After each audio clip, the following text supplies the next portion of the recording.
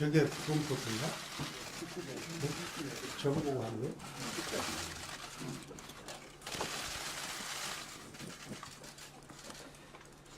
자, 시작.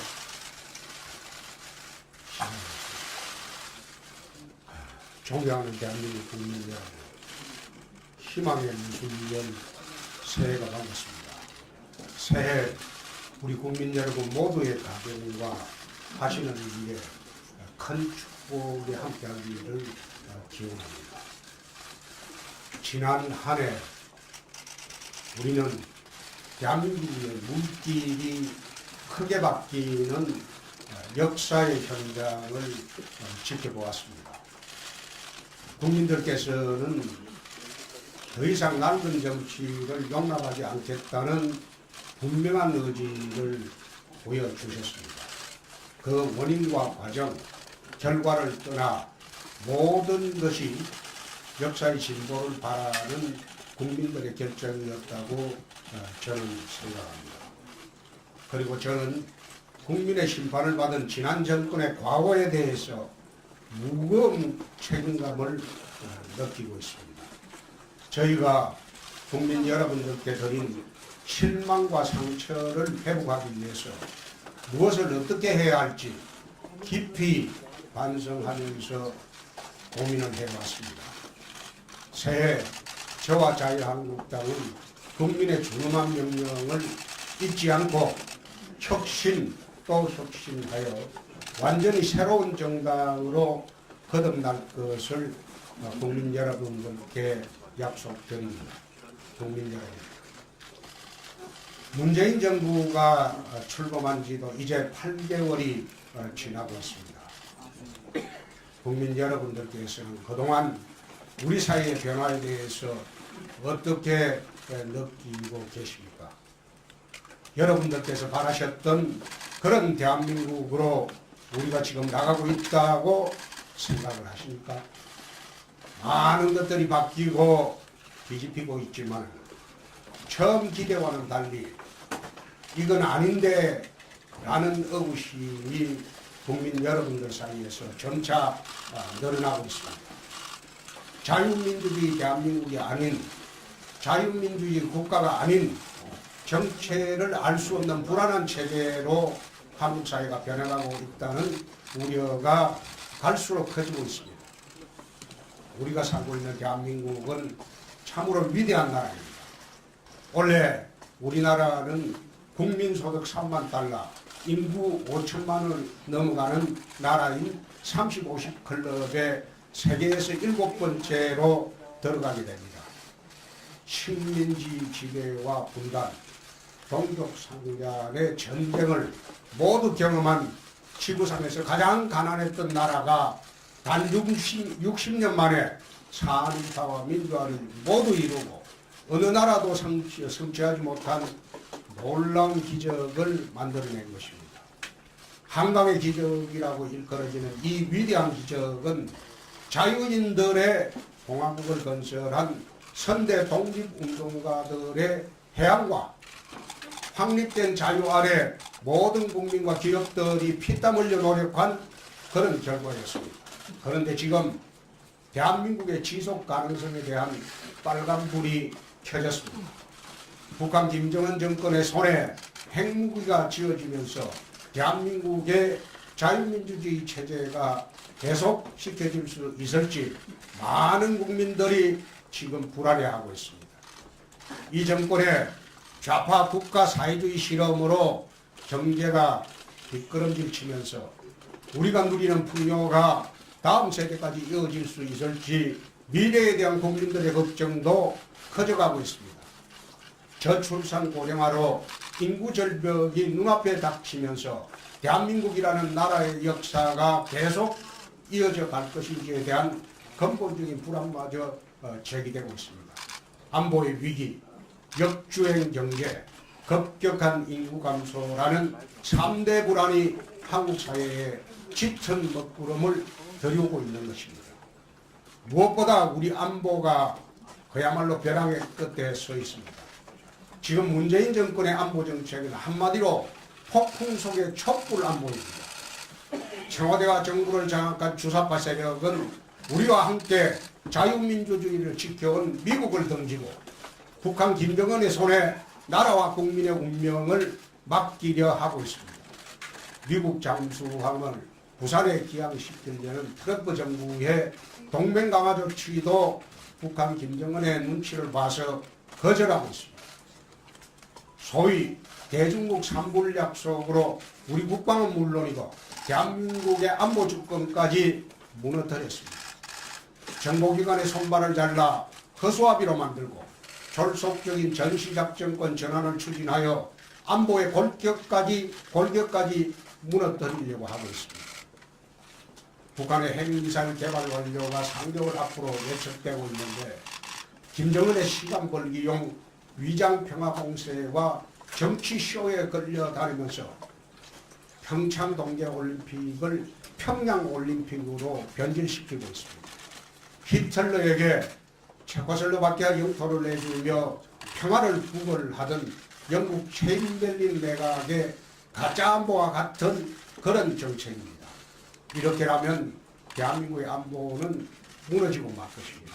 저와 자유한국당은 이에 맞서 대한민국을 지키기 위해 할 수 있는 모든 노력을 다할 것을 국민 앞에 약속을 합니다. 그동안 주장해왔던 바와 같이 전술핵 재배치를 계속해서 추진해 나가겠습니다. 전술핵 재배치는 한반도 비핵화를 깨는 정책이 아니라 한반도의 강력한 일시적 핵균형을 이루어 오히려 북한의 핵무기 폐기를 앞당기는 가장 첩경이 될 것으로 저는 생각합니다. 이것이야말로 한반도 비핵화를 지키는 궁극의 길입니다. 국가정보원의 대공 능력을 무력화하고 국가보안법을 사문화시키려는 이 정부의 종북적 작태 역시 무슨 일이 있더라도 막아내겠습니다. 또한 문재인 정권의 실패한 좌파의 소득 재분배론에 불과한 소위 소득주도 성장론으로 우리 경제와 산업의 기반마저 허물고 있습니다. 세계 각국은 앞다퉈 법인세를 내리는데 대한민국만 법인세를 올려서 미국보다 세금을 더 많이 내게 지금 만들어 놓고 있습니다. 기존 강성노조에 휘둘려 노동시장도 더욱 경직되고 있습니다. 저렴하고 깨끗한 안정된 전력 공급원인 원자력 발전소를 감축해서 국가산업 전반의 경쟁력까지 떨어뜨리려 하고 있습니다. 미국과 일본은 해외로 나갔던 기업들도 속속 유턴하고 있는데 우리 기업들은 해외로 탈출과 탈출에 여념이 없습니다. 이미 남미와 남유럽의 여러 나라를 절망의 나락으로 떨어뜨린 좌파 포퓰리즘 복지 정책도 지금 그대로 답습하고 있습니다. 국가 재정이 어떻게 되든 말든 표를 얻기 위한 무상복지와 보편적 복지를 남발하면서 5년 정권이 50년 국가경제의 뿌리를 썩게 만들고 있습니다. 이 정권의 무상복지가 정말 공짜라고 믿으십니까? 땀 흘려 일한 국민들의 지갑에서 세금을 훔쳐서는 도둑복지이며 빚을 내서 다음 세대에게 세금 폭탄을 떠는 길은 외상복지입니다. 국민 여러분, 지금 우리에게 시급한 과제는 4차 산업혁명 시대를 맞아 기업과 국가의 미래 성장 동력을 확보하는 일입니다. 산업구조조정, 노동시장 개혁, 자본시장 개혁이라는 3대 경제혁신의 톱니바퀴를 정교하게 맞추어서 하루속히 성장의 궤도로 되돌아가야 합니다.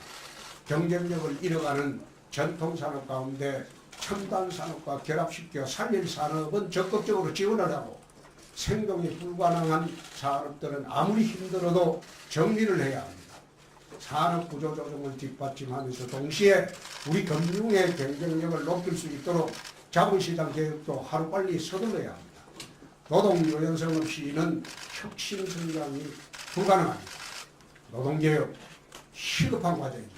저와 자유한국당은 문재인 정권이 시작도 하지 못하고 있는 경제 분야 3대 혁신을 앞장서서 추진해 나가겠습니다. 특히 유럽의 병자였던 독일을 구해낸 하르츠 개혁을 모델로 하여 노동 유연성을 확보하면서도 우리 현실에 맞게 사회 안전망을 강화하는 한국형 하르처 개혁 노동개혁 모델을 만들어 나가겠습니다. 나라의 미래를 좀먹는 이 정권의 복지 포퓰리즘도 막아내겠습니다. 저와 자유한국당 역시 서민복지 확대에 반대하지는 않습니다. 다만 도움이 필요하지 않는 국민들에게까지 돈을 뿌려서 표를 사는 잘못된 포퓰리즘 복지 정책은 바로잡아야 합니다. 남미의 자원부국 베네수엘라, 남유럽의 부국이었던 그리스가 왜 오늘과 같은 처지가 됐는지 우리는 분명히 기억해야 합니다. 국가가 감당할 수 있는 범위에서 필요한 국민에게 우선적인 지원이 이루어질 수 있도록 복지의 원칙을 새롭게 세우겠습니다.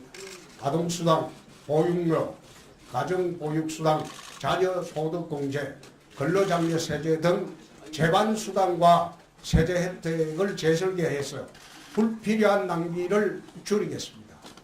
대상을 확대하면서도 가구소득에 따른 차등적 지원을 시행해서 꼭 필요한 국민에게 충분히 지원이 돌아가도록 그런 정책을 만들겠습니다. 존경하는 국민 여러분, 저출산 고령화에 따른 인구 절벽 문제는 대한민국의 지속 가능성에 가장 큰 위협이 되고 있습니다. 2006년부터 무려 150조 원이 넘는 예산을 쏟아부었지만 여전히 결혼율과 출산율은 바닥을 치고 있습니다. 산발적인 부처 정책으로는 한계가 있다는 것이 확인되었기 때문에 보육과 교육은 물론 취업과 창업, 거주에 이르기까지 종합적으로 인구 감소에 대응할 범정부 컨트롤 타워가 필요합니다. 무엇보다 우리보다 참 먼저 인구 감소를 겪은 일본은 인구 1억을 지키자는 의미의 1억 총활약 담당상을 만들었습니다. 우리의 저출산 고령화 속도가 일본보다 훨씬 빠른 만큼 당 차원에서 인구전담부처의 신설을 추진하겠습니다. 안보, 경제, 인구의 3대 불안을 해결하기 위해서는 무엇보다 문재인 대통령을 비롯한 이 정권의 핵심 인사들의 상황인식과 정책 기조부터 바뀌어야 합니다. 국민의 불안을 가중시키고 나라의 미래를 어둡게 만드는 철진한 좌파 국가사회주의와 추사파칙 사고에서 하루속히 벗어나기를 진심으로 촉구합니다. 존경하는 국민 여러분, 새해 자유한국당은 중산층과 서민을 위한 민생정당으로서의 혁신을 가장 큰 목표로 하고 있습니다. 국민의 삶을 돌보는데 소홀했던 보수 정권의 실패를 반성하면서 민생을 온 정책에 최우선에 두는 따뜻한 혁신을 계속해 나갈 것입니다. 그러나 분명한 사실은 문재인 정권의 좌파 민생 정책으로는 국민의 삶이 나아지기는커녕 오히려 악화될 수밖에 없다는 것이 지금의 현실입니다. 국민 여러분께 묻겠습니다. 이 정권 들어와서 실제로 형편이 나아지신 분은 보셨습니까? 청년 실업률을 비롯한 대부분의 경제 지표가 악화 일로에 있고 많은 국민들의 삶이 갈수록 어려워지고 있습니다. 입으로는 서민과 청년을 위한다고 하면서도 실제로는 서민을 가장 어렵게 하고 청년을 가장 힘들게 하는 정권이 바로 문재인 정권입니다. 최저임금을 16.4%나 일시에 졸속적으로 인상한 것은 결과적으로 대표적인 반서민, 반청년 정책이 될 것입니다. 이미 서민 중에 서민인 자영업자들 사이에서는 죽겠다는 소리가 나오고 있고 청년들은 그나마 있던 일자리마저 사라져 가고 있어 비명을 지르고 있습니다. 자유한국당이 앞장서서 바로잡겠습니다.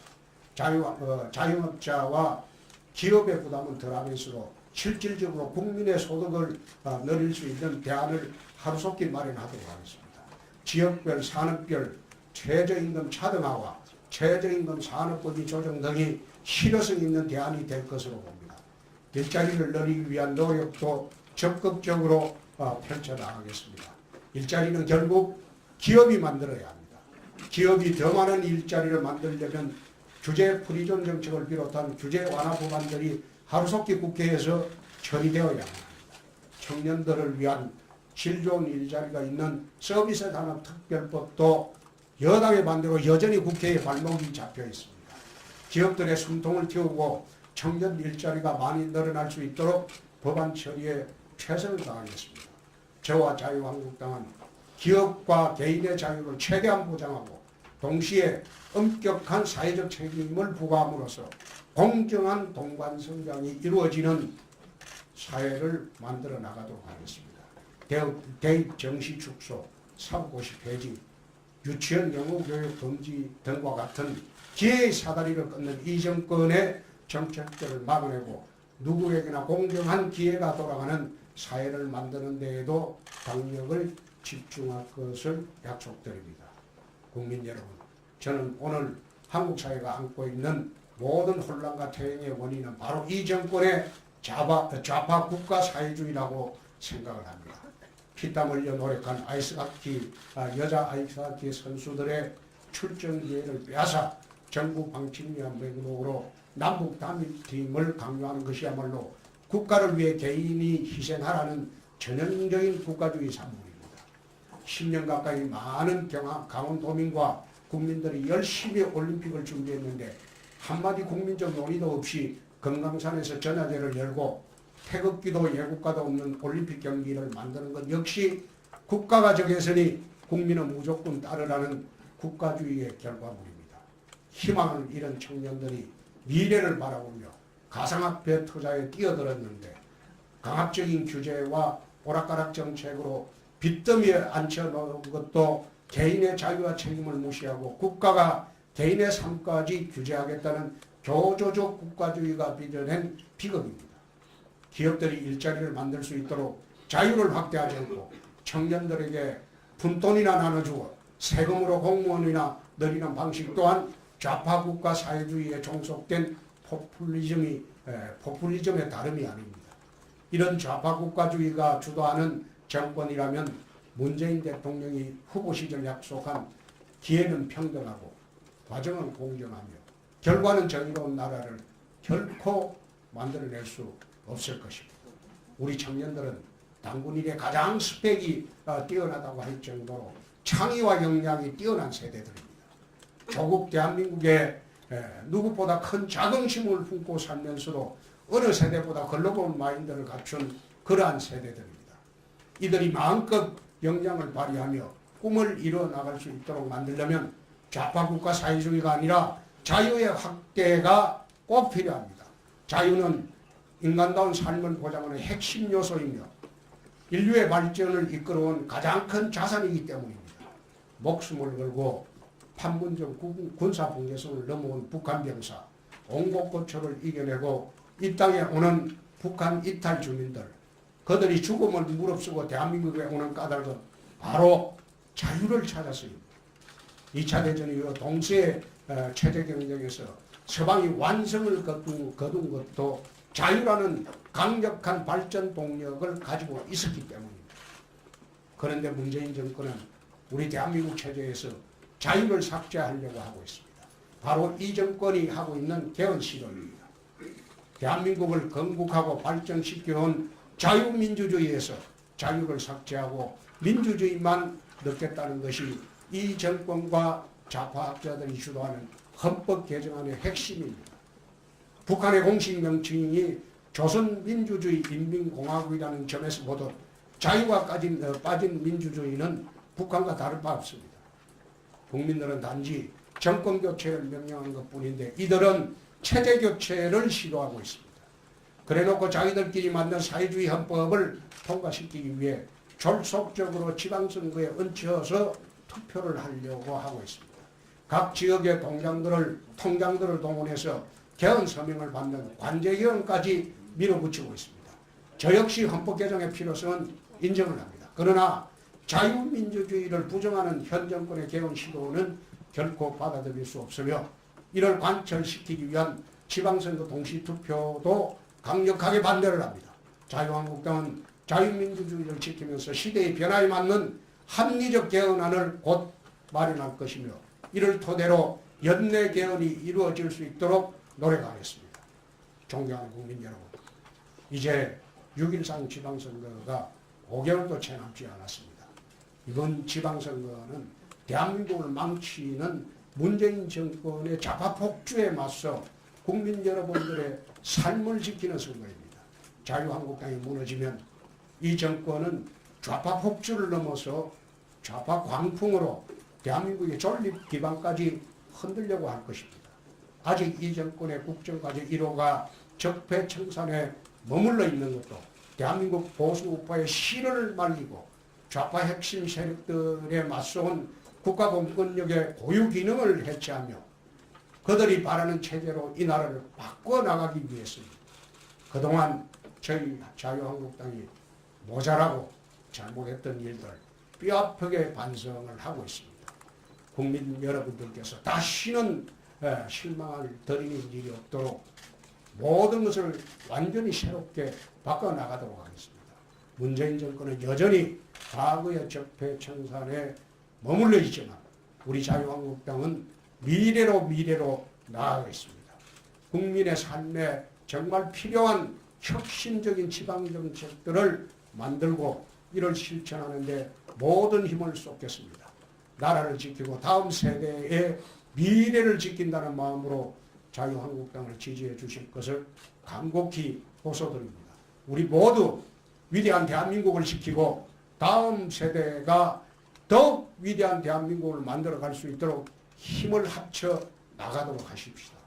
2002년 대한민국을 외치면서 사강신화를 만들어냈던 그 붉은 악마의 혼으로 다시 무장을 하고 대한민국의 자긍심을 다시 한번 크게 일으키도록 하십시다.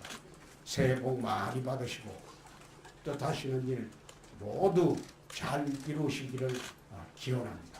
감사합니다.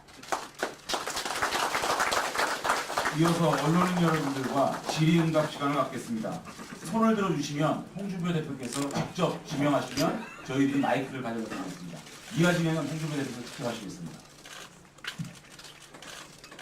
이제 이 앞에 분들이 조금 그만 찍으세요.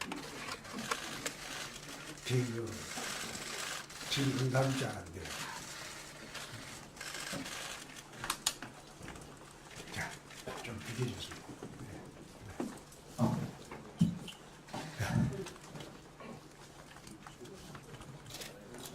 예. 어디 누군지 말씀하시죠.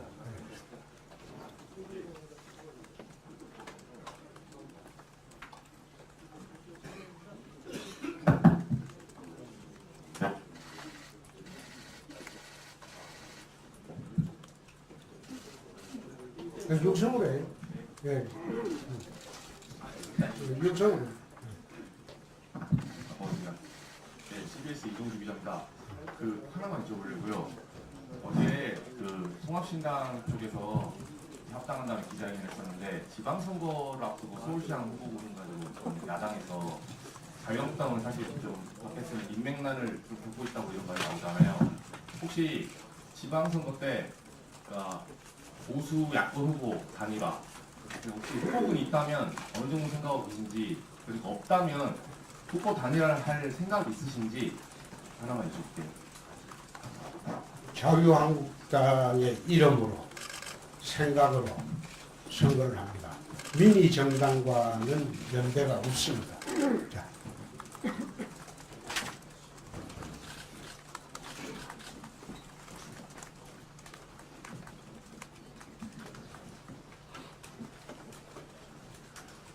그 3등, 4등 합쳐서 7등, 2등 한다고 하는데 선거는 2등이 없어요.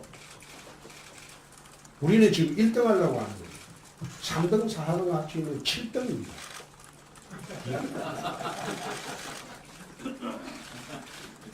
자, 기대하세요.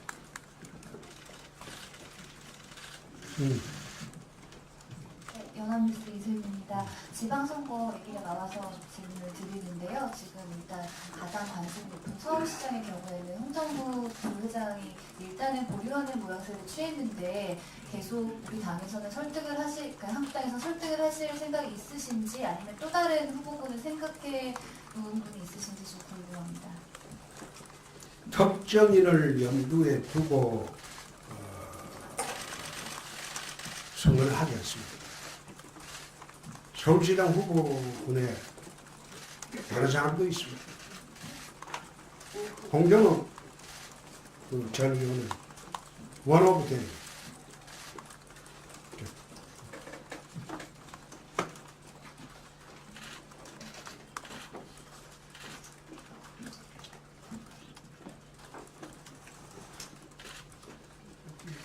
길이 없으면 나 갑니다. 카메라 뒤쪽에서 지금 네. 영민경 기자, 네. 강민경 기자.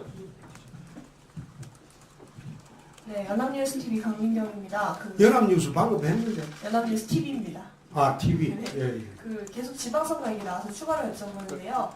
지난번에 대표님께서 6석 지방선거 계속 확보하신다고 얘기를 하셨는데 그렇습니다. 지금 인재 영입에 조금 어려움을 겪고 있다는 얘기가 나오고 있는데 그 6석은 여전히 유효하신지 그걸 좀 여쭤보려고 합니다. 더 할 수도 있습니다. 6석은 마지노고 17군데 광역단체를 돌아보니까 더 할 수도 있다. 그런 확신을 가졌습니다.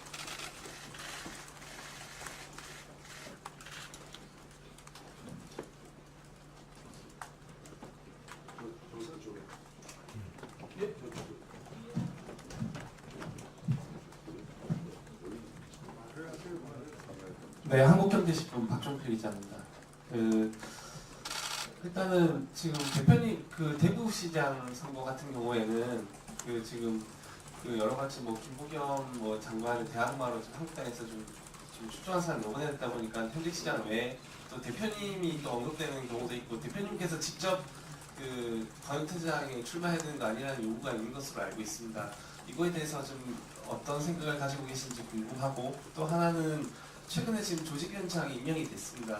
그런데 또 일각에서는 좀 많은 분들을 한꺼번에 6개월도 안 되는 짧은 시간 내에 또 선거를 치러야 되다 보니까 또 지금 조직 정비가 좀 어려울 수 있지 않겠냐라는 우려도 있는데요. 이런 두 가지 두 가지 부분에 대해서 어떻게 생각하시는지 궁금합니다. 대구시장 같은 경우에는 우리가 서울시장은 내어줘도 회복할 기회가 있지만 대구시장을 내어주게 되면 자유한국당은 문을 닫아야 돼요.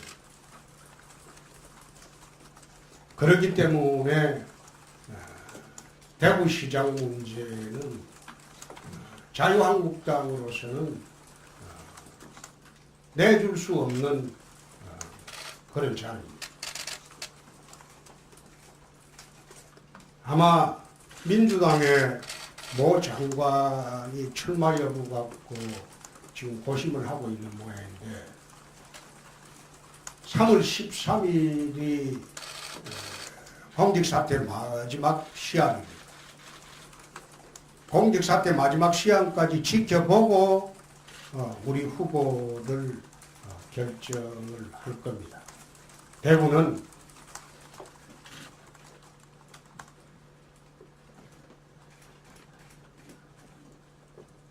유승민 의원이 준동을 하고 있고 또 극소수인 하나 조은진 의원도 준동을 하고 있고 거기다가 민주당의 김부겸 의원도 준동을 하고 있습니다.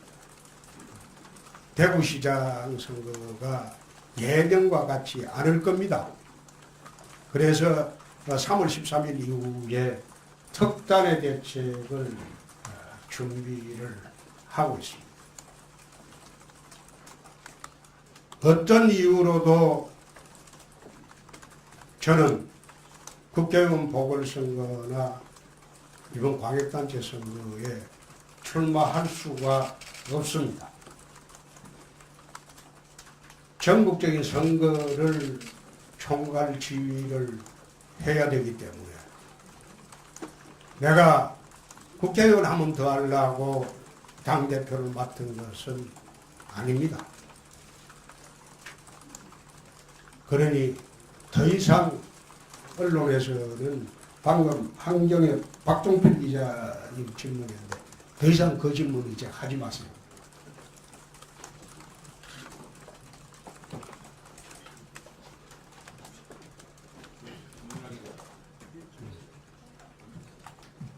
뉴시스 정민아 기자입니다.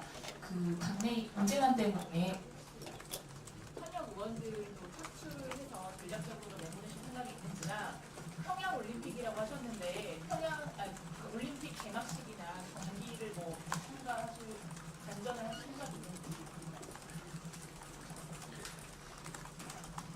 야당이다 보니까 들어오실 분들이 보복이 두려워서 못 들어오는 경우가 많습니다.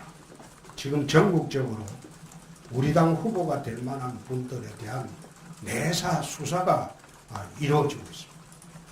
예를 들어서 경남 사천에 무소속으로 있던 사천시장이 입당하자마자 경찰이 압수수색을 들어갔어요. 전국적으로 그렇습니다. 사장개들 내세워가지고 전국적으로 우리 후보자들을 내사 수사를 하고 있어요. 또 유력 후보도 들어올 만한 후보도 주저하고 의사표명을 못하는 것이, 사업을 하고 있는 사람은 거의 입당을 주저하고 있습니다. 업체가 세무조사나 수사당할 우려가 있기 때문에 이 정권이 하는 일이 그겁니다.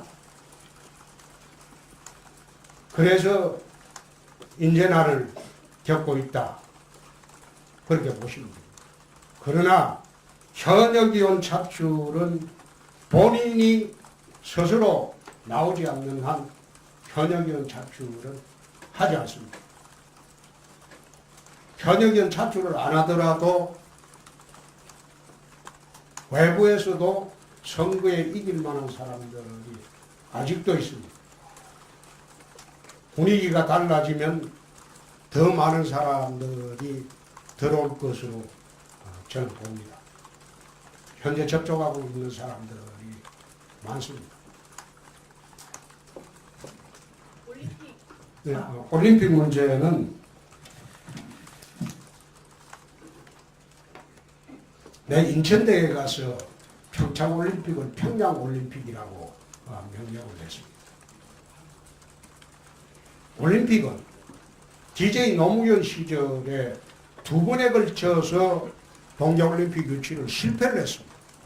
그런데 제가 당대표 되자마자 이명박 대통령이 적극적으로 노력을 해서 평창올림픽 유치했습니다. 그리고 유치 직후부터 지금까지 우리가 주도를 해서 KTX 강릉 가는 것도 단선을 복선으로 만들었고 제2영동고속도로도 우리가 다 했습니다. 저들이 한 게 하나도 없습니다. 그런데 밥상을 다 차려놓으니까 숟가락 들고 나타나서 그 숟가락조차도 푸겨주고 있어. 나는 거기에 동의하기 어렵습니다. 과거 남북대화 때 국민들이 감동의 감흥을 느꼈지만 지금 아무런 감동도 느끼지 않고 감흥도 느끼지 않습니다. 어제 어떤 북한 여성이 내려왔는데 밥을 뭐 먹냐? 그게 기사가 되고, 또 가지고 온 핸드백이 얼마짜리냐? 그게 또 방송의 소재가 되고, 내가 그거 쳐다보면서 참 할 일도 저렇게 없나? 한국 언론이라는 사람들. 기가 막힌 노릇입니다. 이게 북의 체제 선전장이지 어떻게 이게 대한민국 평창올림픽입니까? 이렇게 만들어 놓는 것이 나중에 북의 핵의 완성을 도와주는 시간이 된다면 이 정권은 역사의 죄인이 될 거예요. 네.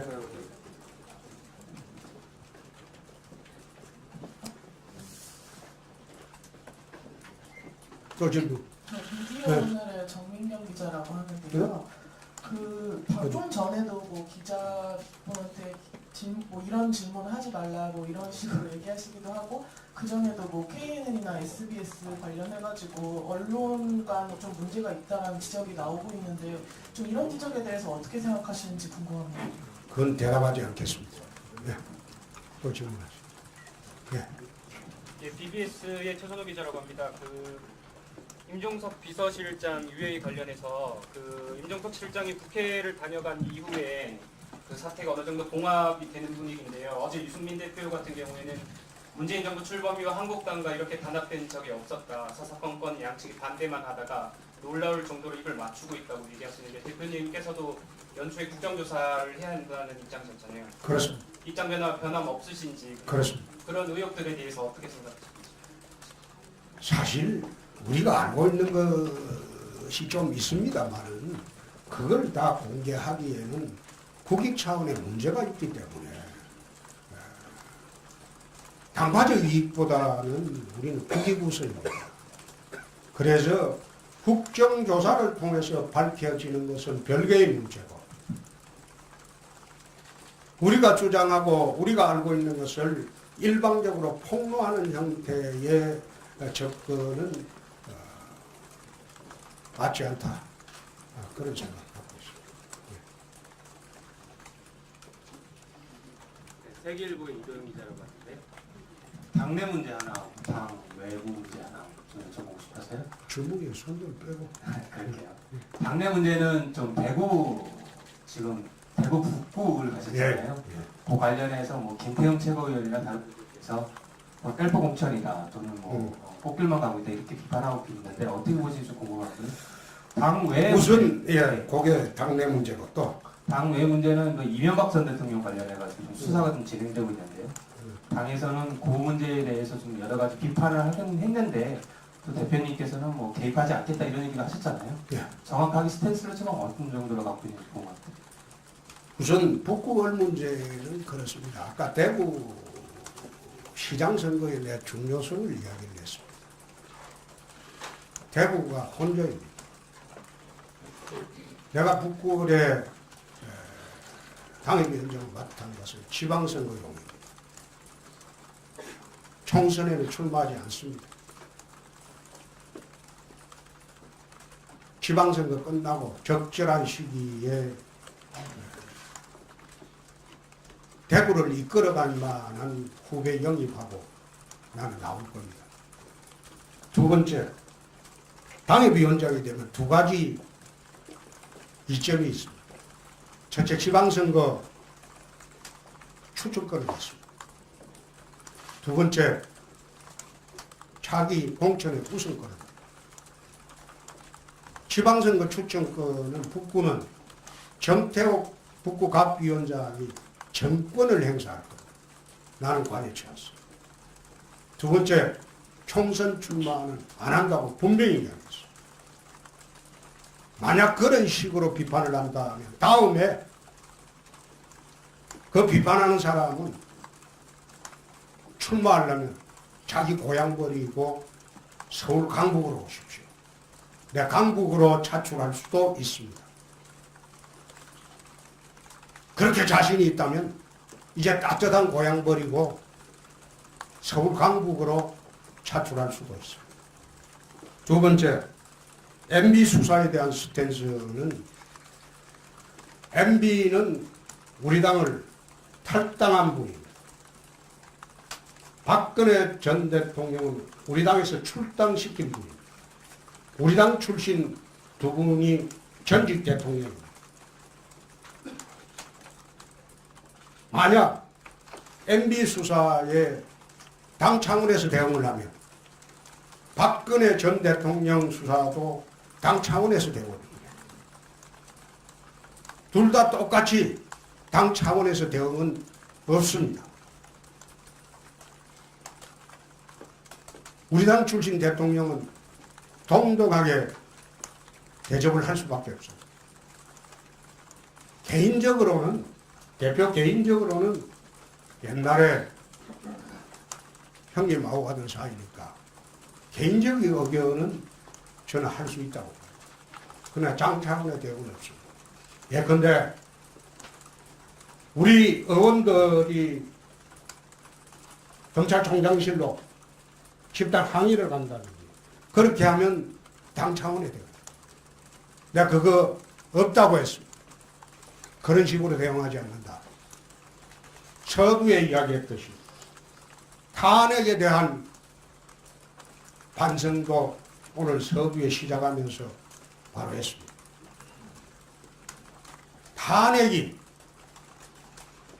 정치적으로는 할 수 있었을지 모르나 현재의 사법적인 탄핵 절차는 잘못됐다고 내가 수없이 이야기를 했습니다.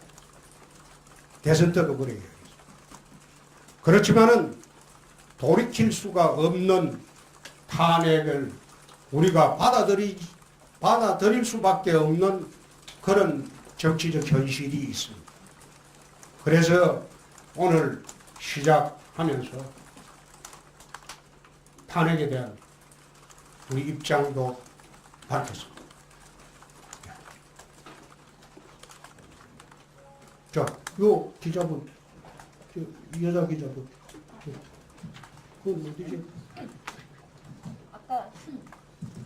아까 전환점이 올 거라고 하셨는데 그 전환점 계기가 구체적으로 뭐가 될지 평소 5월 얘기를 하셨는데 어떻게 될 거라고 보시는지 첫 번째로 궁금하고요. 두 번째로는 검찰이 정권 하수인 노릇을 하고 있다고 비판하면서도 검찰개혁이 소극적이지 않느냐 이런 얘기를 듣고 있는데 지난 대선 시절에 정책 공약으로 가장 처음 내놓은 것이 검찰개혁이었고 당시에는 개헌을 통해 경찰의 독자 영장 청구권을 주겠다고 하셨습니다. 공수처 설치는 반대하되 검경 수사권 조정으로 검찰개혁을 하면 된다 이렇게 주장을 하셨는데 장제원 사개특위 간사는 경찰에는 수사권을 줄 수 없다고 하고 있습니다. 결국 검찰 개혁을 안 하겠다는 것인지 당시 공약을 뒤집겠다는 것인지 이런 의문이 나올 수밖에 없는데 어떻게 보시는지. 어디라고 그랬죠? 한결의 정유경입니다. 응? 한결의 정유경입니다. 예. 전환점 문제는 우리가 예상하고 있는 게 몇 가지가 있습니다. 있지만은 오늘 이야기하는 것은 부적절하기 때문에 이야기를 안 하도록 하겠습니다. 분명히 전환점은 옵니다. 어느 매체에서는 자기 체면이라고 하는데 그런 식으로 폄하하기도 하는데 나는 그렇게 보지 않습니다. 아마 지금 여의도판에서 선거를 가장 많이 해본 사람 중에 하나가 홍준표입니다. 큰 선거를 많이 해봤어요. 작은 선거도 많이 해봤어요. 선거에 하나의 흐름이 있습니다. 그리고 대한민국은 지금 경량 속에 있습니다. 경랑 속에 있습니다. 절대 이 정부 지지가 지금처럼 가지 않으려고 합니다. 두 번째, 지금 여론조사의 문제점은 내가 오늘 아침에도 페이스북에 썼습니다. 국정여론조사라는 게 있습니다. 아마 100억이 넘을 거예요. 국정여론조사를 맡은 업체는 일반 여론조사를 하는 것은 전부 관제 여론조사. 그거 안 해줬으면 합니다. 자기들은 국정여론조사만 맡아도 일반 여론조사 안 해도 먹고 살 수 있습니다. 돈 앉아서 벌 수 있어요. 이 정부의 국정여론조사를 맡은 업체들은 일반 여론조사 해가지고 국민들 상대로 기만과 술수로 조사 결과 발표 안 했으면 합니다. 여러분들이 한번 취재해 보시죠. 내 말이 거짓인가? 자, 또 MB 수사 검찰개혁이죠. 검찰개혁은 우리가 일관되게 내가 이야기하는 것은 검경 수사권 조정입니다. 일본 같은 경우에 예를 들겠습니다. 일본에서 가장 일본 국민들로부터 신뢰받는 조직이 검찰과 경찰입니다. 그런데 일본 검찰과 경찰이 왜 일본 국민들로부터 신뢰를 받고 있느냐? 그것은 사실상 상명하복이 아닌 상호감시체제입니다. 검찰이 경찰 감시하고 경찰이 검찰 감시하고 그렇기 때문에 서로 부정을 저지를 수 없어요. 서로가 잘못된 청구 수사를 할 수가 없어요. 그래서 우리가 검찰 개혁이라고 하는 것은 그 모든 것이 검찰에 집중이 되면 문제가 큽니다. 그럼 공수처를 만든다. 공수처는 내 민변검찰청이라고 했습니다. 민변 사람 동원해가지고 새로운 검찰청을 자기들 검찰청을 만들겠다는 겁니다. 그럼 공수처가 잘못하면 공수처 위에 공공공수처를 또 만듭니까? 새로운 검찰청에 불과합니다. 그런데 그것이 마치 검찰개혁의 상징인 양 국민들을 현혹하고 있는데 공수처를 가진 나라가 아프리카에도 없습니다. 세계 어디 있습니까? 그런 이상한 논리로 그걸 검찰개혁으로 호도하는 거. 난 검찰권 독점적인 권한 주는 거 반대합니다. 검찰개혁의 본질은 현재 있는 검경수사권 조정과 개헌 시에 경찰한테 직접 영장 청구권을 주는 것이 그것이 검찰개혁의 본질입니다. 그게 지난 대선 때부터 지금까지 일관된 주장입니다. 예, 또, 예. 저 국제신문 정옥재 기자인데요. 예. 아, 됐어. 다 돌려. 대표님께서 맨날 가면 지역에 가서 들으시는 얘기 말씀이시지만은 그 부산시장 뭐 지금 그대로 가시는 건지 아니면 여기 가시는 건지 아니면 경남지사는 또 여러 사람이 불출마한다고 하시는데 대책이라든지 이런 거 방안이라든지 이런 거. 제가 경선을 이야기한 것은 TK 지역밖에 이야기하지 않았습니다. TK 지역은 시장이나 경북도지사 될 분들이 줄지어 출마 선언을 하고 있기 때문에 거기는 경선을 하지 않을 도리가 없다. 부산시장 선출 방법에 대해서는 한마디를 한 일이 없습니다. 경선은 중앙당 공천관리위원회에서 정하는 거예요. 그런데 1, 2%, 2, 3% 안 되는 후보자가 나와서 경선 요구한다고 해서 경선시켜주는 게 아닙니다. 경선이 되려면 흥행이 돼야 돼요. 의미 없는 경선을 해가지고 그게 무슨 흥행이 됩니까? 그래서 광역단체장 같은 경우에는 의미 없는 경선은 하지 않는다는 것. 그건 당의 일관된 방침일 뿐만 아니라 저 개인의 생각입니다. 앞으로 공천관리위원회 구성되더라도 우리가 야당이기 때문에 그건 불가피합니다. 경선에 누구나 나갈 당원이라면 자격은 있죠. 근데 컷오프라는 게 괜히 있습니까? 경선을 붙이려면 팽팽해야죠. 아예 경쟁의 대상이 안 되는데 1, 2%, 2, 3% 가지고 부산시장 하겠다. 그거는 경선을 붙이면 유력 후보를 상처를 주는 그런 장을 마련해 주는 겁니다. 그래서 그런 경선은 하지 않겠다는 게 그거는 당의 기본 방침이고 우리가 야당이 되었기 때문에 그건 도리가 없습니다. 경선 요구하는 건 자유지만 요구하기 이전에 본인의 경쟁력을 최소한 시민 지지의 10% 이상을 올려라. 그래야지 경선은 할 자격이 생깁니다. 경남지사 사람 있습니다. 대표님. 내부 준동을 막기 위해서 니도 한번 나가봐라. 안 나간다. 니도 한번 나가봐라. 안 나간다. 하나하나 정리를 했습니다. 누구나 자유한국당 당원이면 지사 출마할 수 있죠. 그렇다고 해서 모두 경선하고 경선 붙여주는 것은 그건 절대 아니다. 내부 검증 절차를 거쳐서 전략공천도 할 수 있고 경선도 할 수 있다. 네. 예. 마이크 없이 질문. 예. 대표님 어디? 오늘 한국당이랑 같이 같은 색깔 입고 왔는데 좀 얼굴이 안 보여가지고 앞으로 나왔습니다. 저 오마이뉴스 기자 유성희라고 하는데요. 어마뉴스도 우리 출입하나? 네. 네. 아유 죄송합니다. 네네. 아까 그 청년 올림픽에 대한 질문이 나오긴 했는데 그 관련해서 이제 나경원 의원님이 똑같은 말씀을 하셨고 약간 이게 일본 극우 정치인의 말과 똑같다고 해서 논란이 됐고요. 이런 문제 제기가 국민 청원 게시판에 올라와가지고 뭐 7만 명 넘게 서명을 했더라고요. 근데 이 한국 제1야당의 논리가 일본 극우 정치인의 논리와 같다는 부분 그런 지적을 이제 민주당에서도 했는데 그 부분에 대해서 좀 어떻게 생각하시는지 여쭤보고 싶습니다. 나경원 의원 생각은 자기 개인 생각이 당의 생각이 아닙니다. 그리고 평양 올림픽하고 제일 먼저 이야기한 건 제가 했습니다. 그 말을 인용했겠죠. 그리고 IOC에 서한 보낸 거 그거는 개인으로서 한 것이 우리 당의 입장은 아닙니다. 본인이 한 거죠. 그런데 그 질문은 나경원 의원한테 가서 하십시오.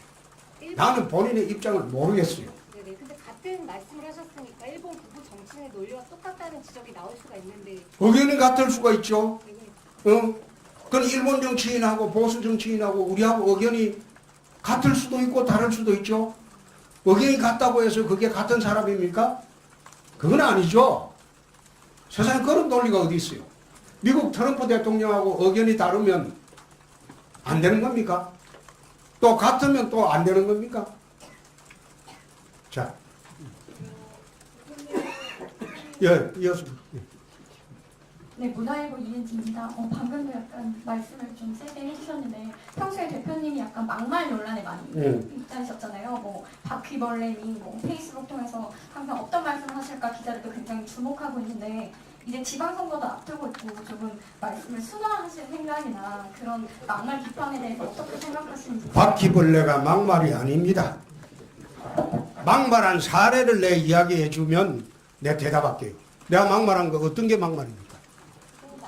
또 이야기해 보세요. 많아가지고가 아니고 그게 이야기를 해보세요. 말을 갖다가 가장 아픈 말은 팩트입니다. 상대방이 가장 가슴에 상처받는 것은 팩트입니다. 허위로 이야기를 하면 절대 상처를 안 받습니다. 그런데 팩트를 이야기할 때 가장 가슴에 상처를 많이 받습니다. 그걸 막말이라고 하죠. 그게 철부지들은 막말로 보이는 거죠. 자, 또. 대표님. 대표님 안녕하세요. SBS 이세영 기자라고 합니다. 회견 중에 들어온 소식이어서 좀 안 돼요. 그 검찰이 이상득 전 의원 그 자택을 지금 압수수색에 들어갔다고 하는데 아까 대표님께서 이제 당 차원에서는 대응은 없지만 개인적인 의견이 있을 수 있다고 하셔서 좀 개인적으로 어떻게 보시는지 여쭤보고 싶습니다. 그분 나이가 80입니다. 징역 살고 나왔고 또 저축은행 사건으로 1년 3개월을 또 받았습니다. 이번에 세 번째입니다. 국민들이 판단하는 거죠. 나이 80대 노인을 징역 한 번 살렸고 또 1년 3개월 받아가지고 지금 대법원인가 재판대기 중이고 거기에 또 압수수색해가지고 할 일이 있다면 그건 국민이 판단하는 문제겠죠. 예. 예. 질문하는 게 아까 했잖아. 예, 안 했어요. 아직 안 했는데. 어. 팩트 이원석 기자라고 하는데요.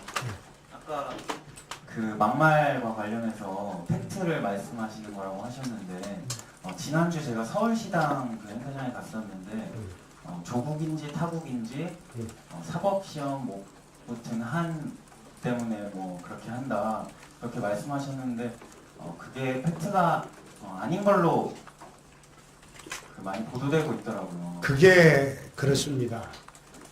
사법시험 응시했냐 안 했냐 그렇게 이야기한 게 통과하지 못한이라고 말을 했습니다. 네? 통과하지 못했잖아요.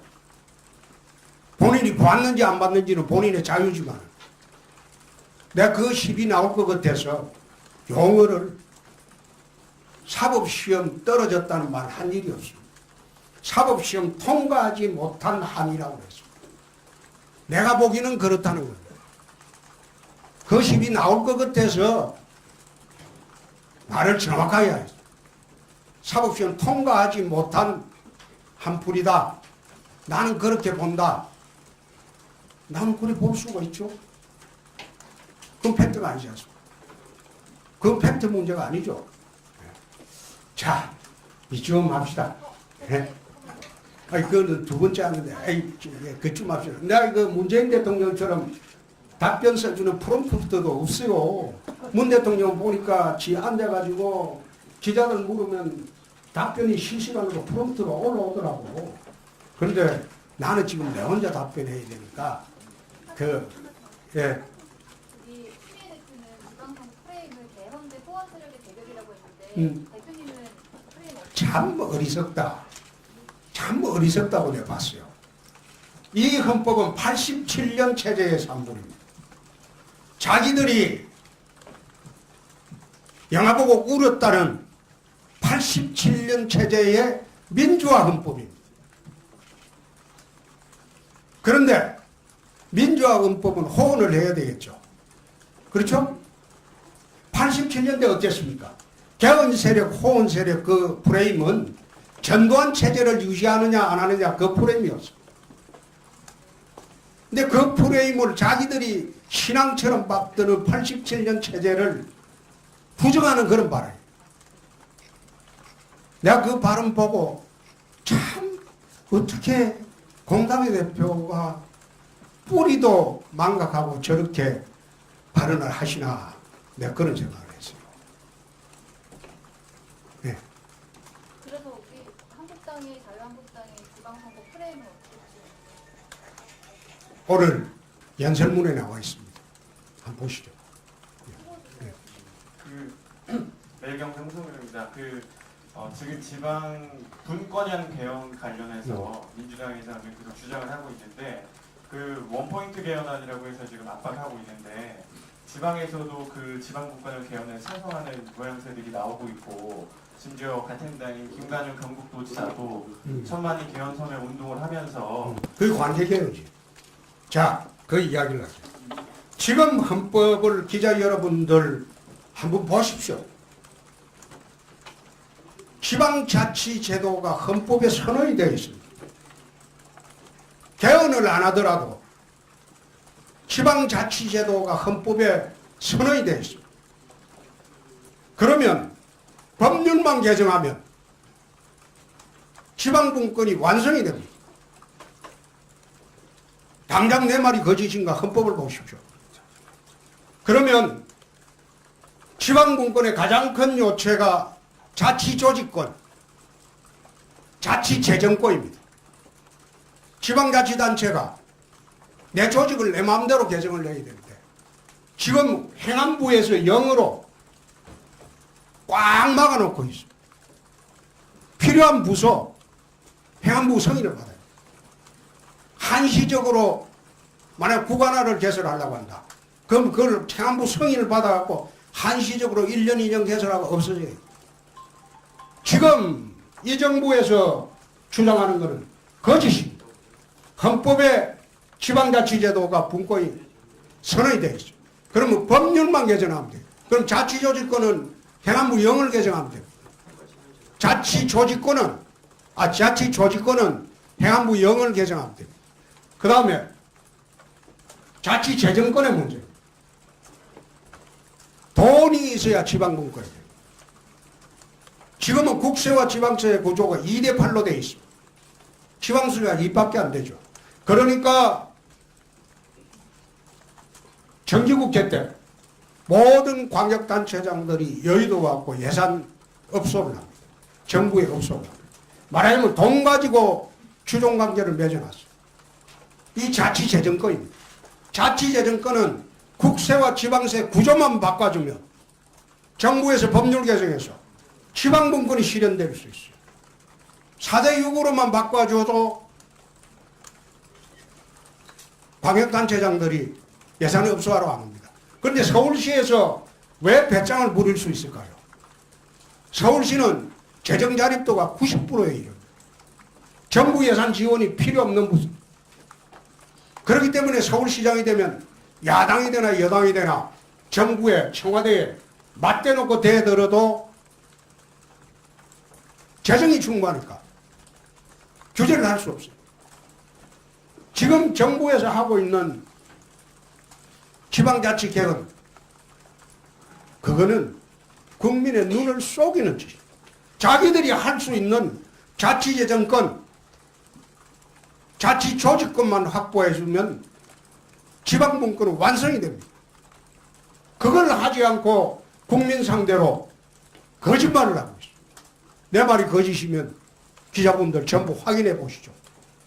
자,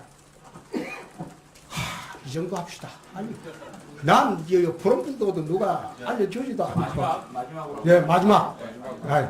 네, 안녕하세요. 전 디스뉴스 강지 기자라고 합니다. 네.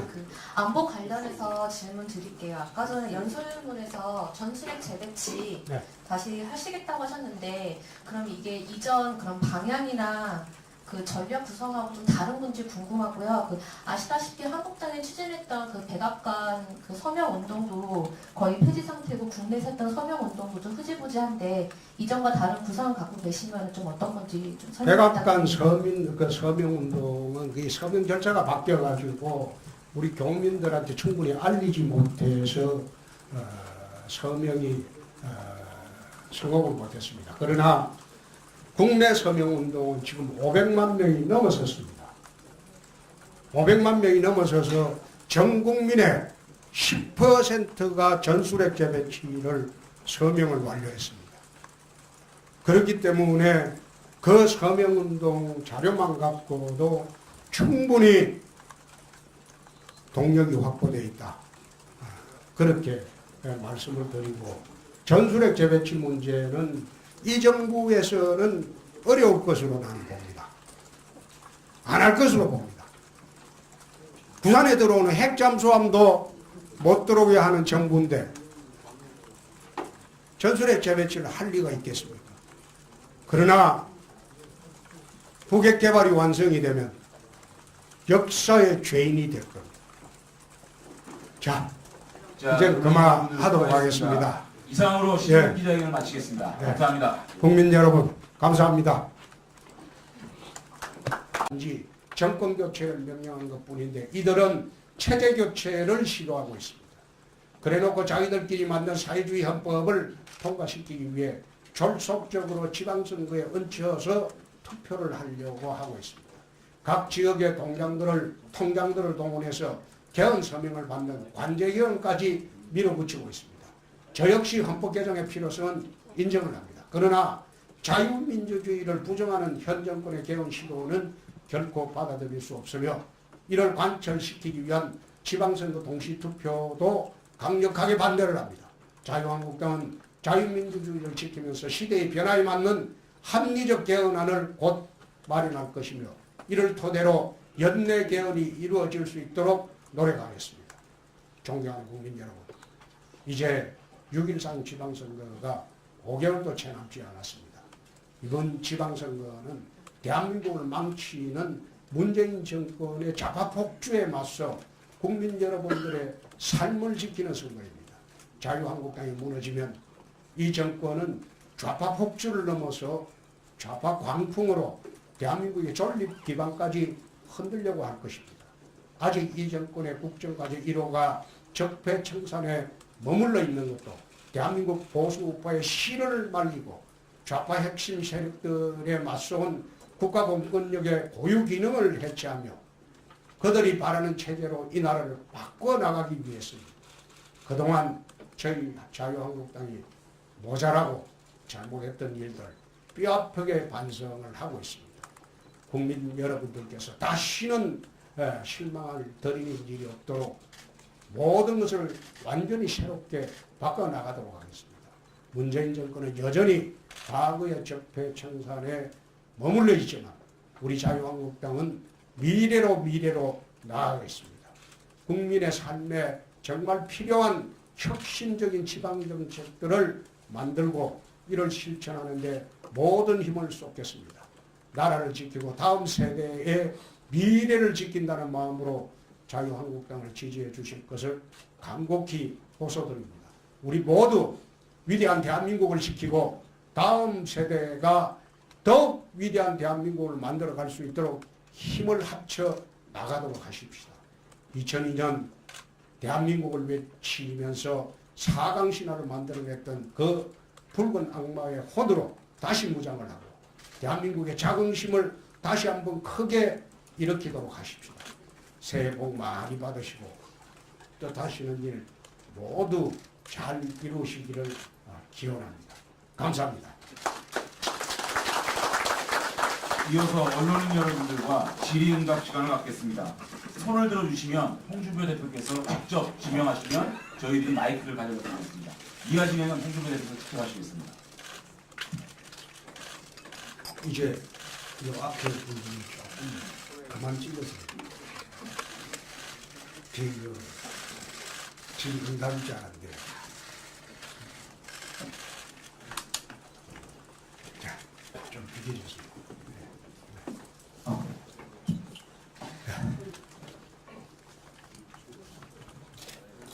예. 어디 누군지 말씀하시고.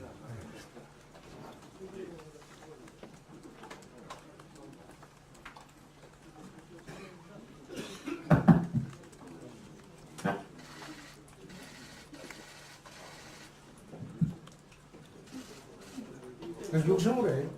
예. 육성으로. 네, CBS 이동주 기자입니다. 하나만 여쭤보려고요. 어제 통합신당 쪽에서 합당한다는 기자회견을 했었는데 지방선거를 앞두고 서울시장 후보군을 가지고 야당에서 자유한국당은 사실 좀 밖에서는 인맥난을 좀 겪고 있다고 이런 말이 나오잖아요. 혹시 지방선거 때 보수 야권 후보 단일화 혹시 후보군이 있다면 어느 정도 생각하고 계신지, 그리고 없다면 후보 단일화를 할 생각이 있으신지 하나만 여쭤볼게요. 자유한국당의 이름으로 생각으로 선거를 합니다. 미니 정당과는 연대가 없습니다. 자유한국당이 앞장서서 바로잡겠습니다. 자영업자와 기업의 부담은 덜하면서도 실질적으로 국민의 소득을 늘릴 수 있는 대안을 하루속히 마련하도록 하겠습니다. 지역별, 산업별 최저임금 차등화와 최저임금 산업거지 조정 등이 실효성 있는 대안이 될 것으로 봅니다. 일자리를 늘리기 위한 노력도 적극적으로 펼쳐나가겠습니다. 일자리는 결국 기업이 만들어야 합니다.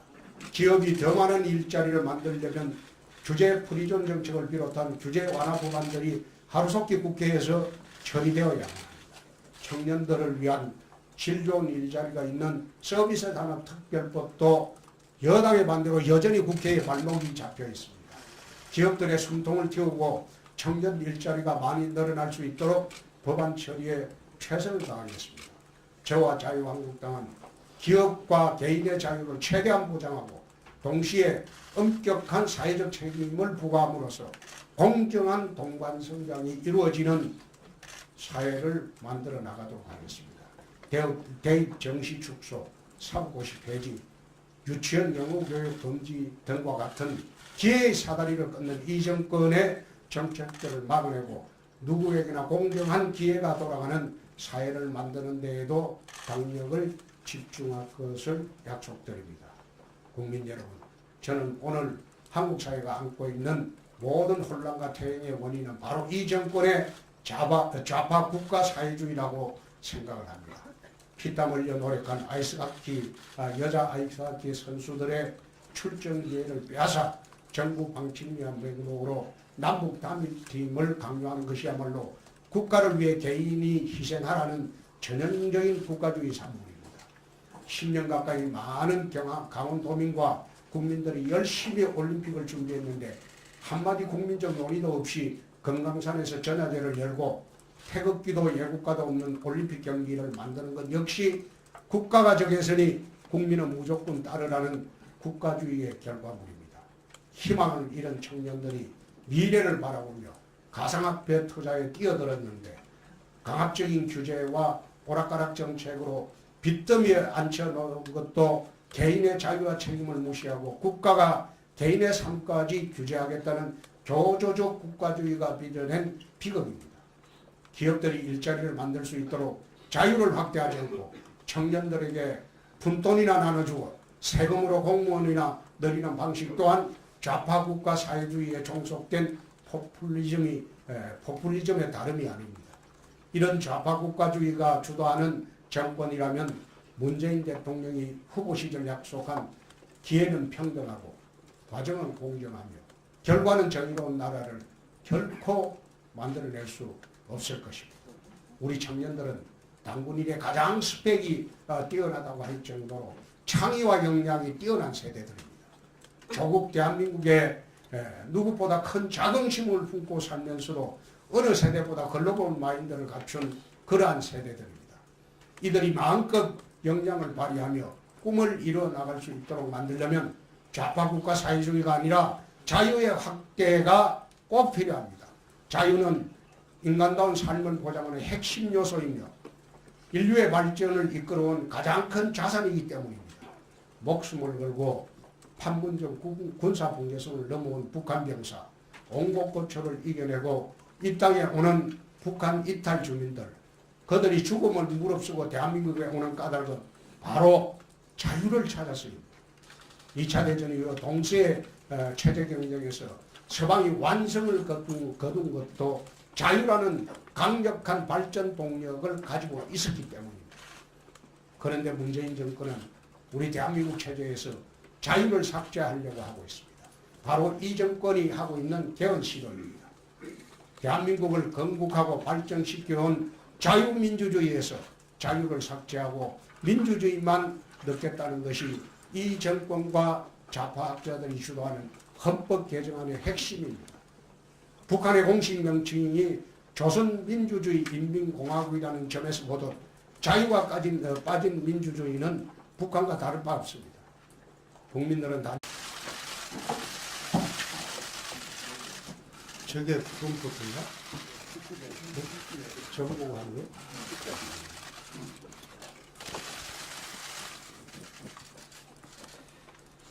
자, 시작.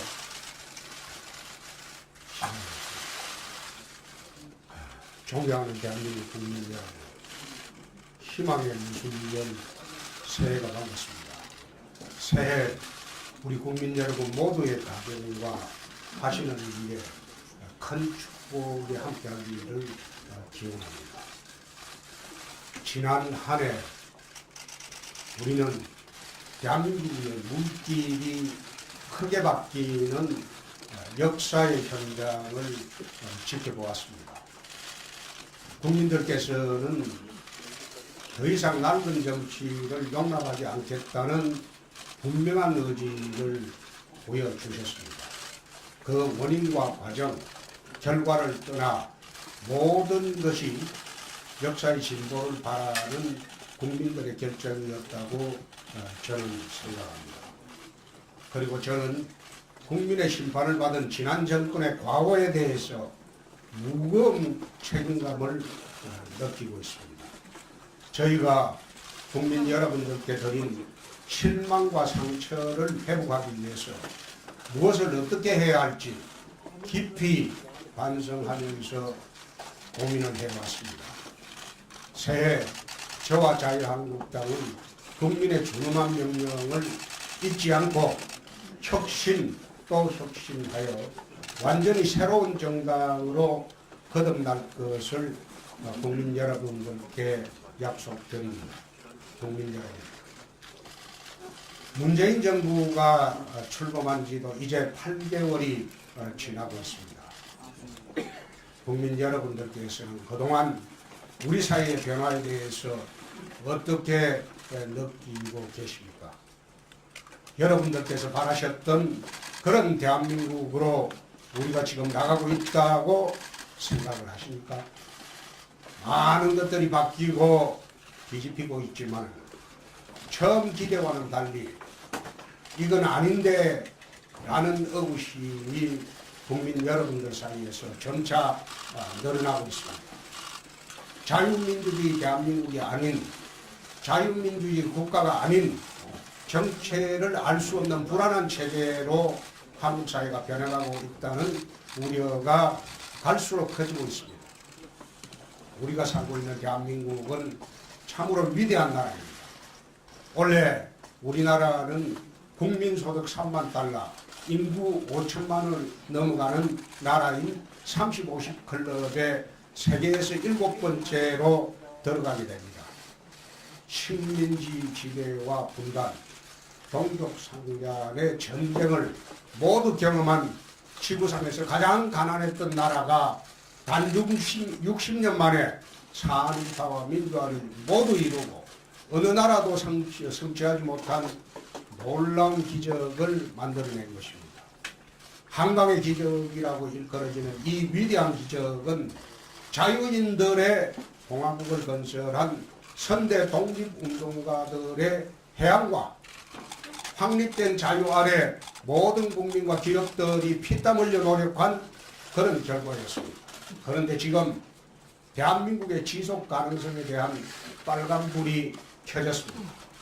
북한 김정은 정권의 손에 핵무기가 쥐어지면서 대한민국의 자유민주주의 체제가 계속시켜질 수 있을지 많은 국민들이 지금 불안해하고 있습니다.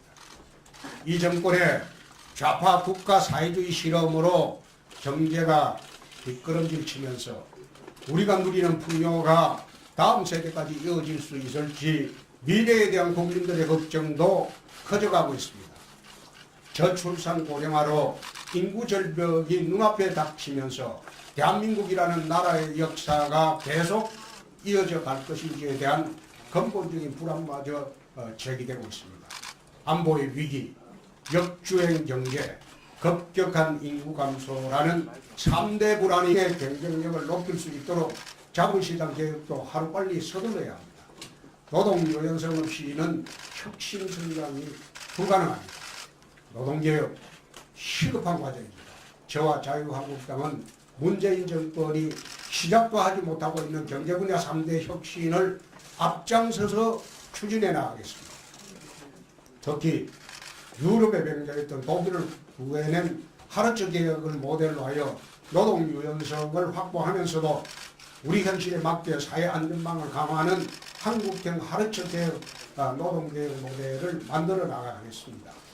나라의 미래를 좀먹는 이 정권의 복지 포퓰리즘도 막아내겠습니다. 저와 자유한국당 역시 서민복지 확대에 반대하지는 않습니다. 다만 도움이 필요하지 않는 국민들에게까지 돈을 뿌려서 표를 사는 잘못된 포퓰리즘 복지 정책은 바로잡아야 합니다. 남미의 자원부국 베네수엘라, 남유럽의 부국이었던 그리스가 왜 오늘과 같은 처지가 됐는지 우리는 분명히 기억해야 합니다. 국가가 감당할 수 있는 범위에서 필요한 국민에게 우선적인 지원이 이루어질 수 있도록 복지의 원칙을 새롭게 세우겠습니다. 아동수당, 보육료, 가정보육수당, 자녀소득공제, 근로장려세제 등 재반수당과 세제 혜택을 재설계해서 불필요한 낭비를 줄이겠습니다.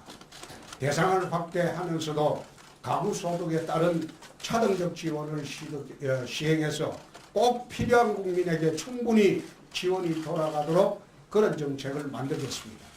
존경하는 국민 여러분, 저출산 고령화에 따른 인구 절벽 문제는 대한민국의 지속 가능성에 가장 큰 위협이 되고 있습니다. 2006년부터 무려 150조 원이 넘는 예산을 쏟아부었지만 여전히 결혼율과 출산율은 바닥을 치고 있습니다.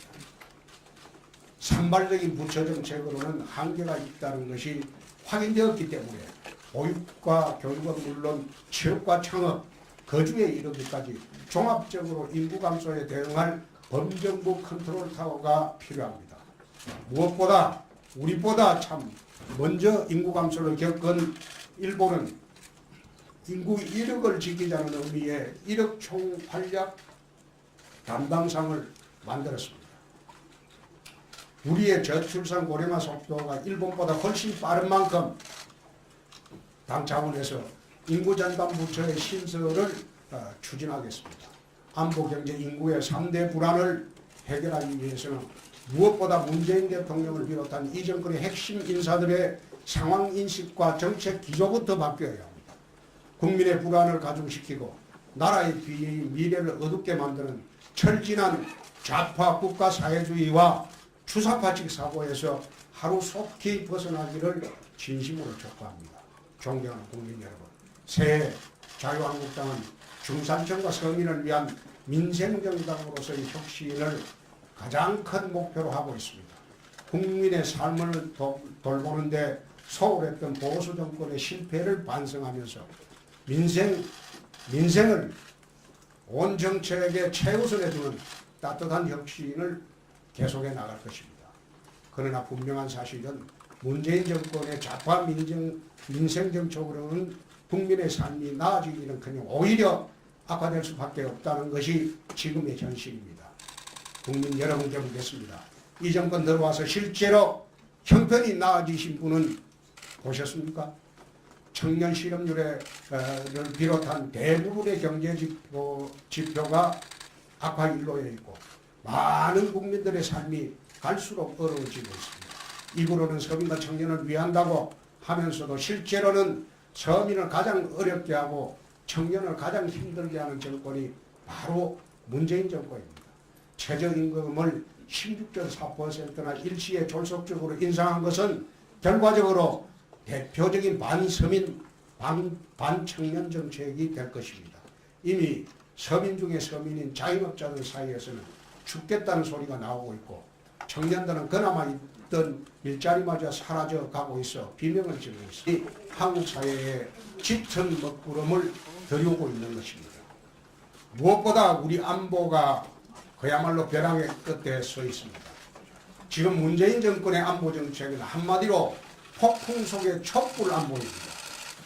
청와대와 정부를 장악한 주사파 세력은 우리와 함께 자유민주주의를 지켜온 미국을 등지고 북한 김정은의 손에 나라와 국민의 운명을 맡기려 하고 있습니다.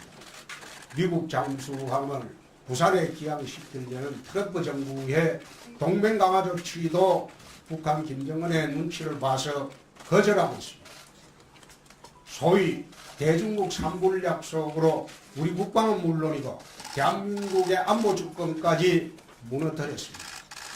정보기관의 손발을 잘라 허수아비로 만들고 졸속적인 전시작전권 전환을 추진하여 안보의 골격까지 무너뜨리려고 하고 있습니다.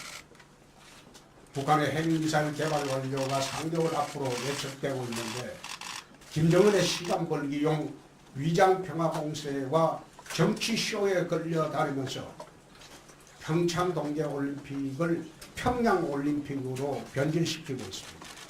히틀러에게 체코슬로바키아 영토를 내주며 평화를 구걸하던 영국 체인벨린 내각의 가짜 안보와 같은 그런 정책입니다. 이렇게라면 대한민국의 안보는 무너지고 말 것입니다.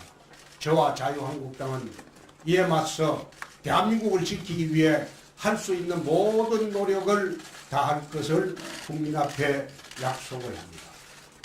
그동안 주장해왔던 바와 같이 전술핵 재배치를 계속해서 추진해 나가겠습니다.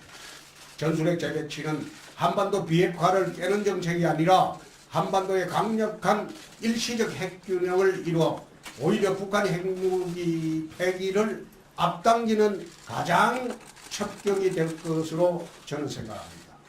이것이야말로 한반도 비핵화를 지키는 궁극의 길입니다. 국가정보원의 대공 능력을 무력화하고 국가보안법을 사문화시키려는 이 정부의 종북적 작태 역시 무슨 일이 있더라도 막아내겠습니다. 또한 문재인 정권의 실패한 좌파의 소득 재분배론에 불과한 소위 소득주도 성장론으로 우리 경제와 산업의 기반마저 허물고 있습니다.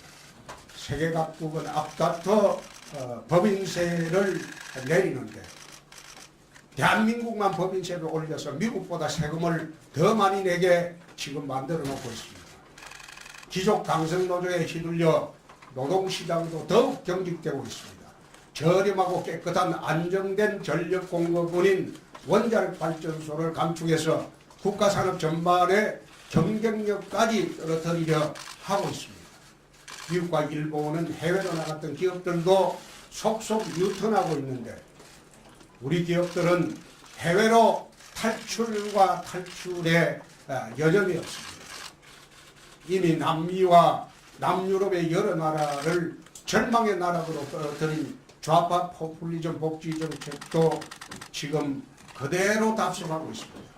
국가 재정이 어떻게 되든 말든 표를 넣기 위한 무상복지와 보편적 복지를 남발하면서 5년 정권이 50년 국가경제의 뿌리를 썩게 만들고 있습니다. 이 정권의 무상복지가 정말 공짜라고 믿으십니까? 땀 흘려 일한 국민들의 지갑에서 세금을 훔쳐서는 도둑복지이며 빚을 내서 다음 세대에게 세금 폭탄을 떠는 길은 외상복지입니다. 국민 여러분, 지금 우리에게 시급한 과제는 4차 산업혁명 시대를 맞아 기업과 국가의 미래 성장 동력을 확보하는 일입니다. 산업구조조정, 노동시장 개혁, 자본시장 개혁이라는 3대 경제혁신의 톱니바퀴를 정교하게 맞추어서 하루속히 성장의 궤도로 되돌아가야 합니다. 경쟁력을 잃어가는 전통산업 가운데 첨단산업과 결합시켜 살릴 산업은 적극적으로 지원을 하고 생존이 불가능한 산업들은 아무리 힘들어도 정리를 해야 합니다. 산업구조조정을 뒷받침하면서 동시에 우리 금융